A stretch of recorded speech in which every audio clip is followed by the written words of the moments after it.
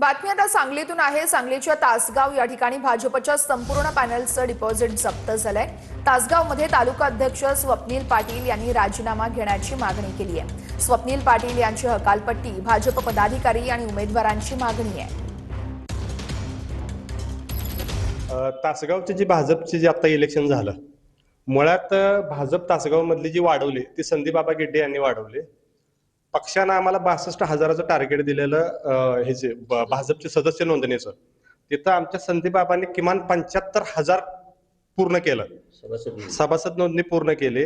त्याच्यानंतर वरिष्ठांचं मत असं होतं की येणाऱ्या आगामी काळात जी काही इलेक्शन लागतील त्यावेळेला जो सदस्य स्वतःच्या मोबाईलच्या ॲपवरती 100 सदस्य पूर्ण करेल त्याला पहिलं प्राधान्य दिलं जाईल।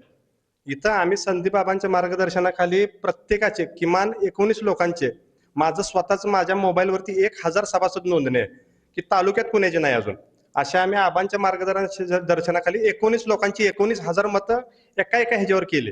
टोटल आम्ही साधारण 75,000 सभासद नोंदणी केली।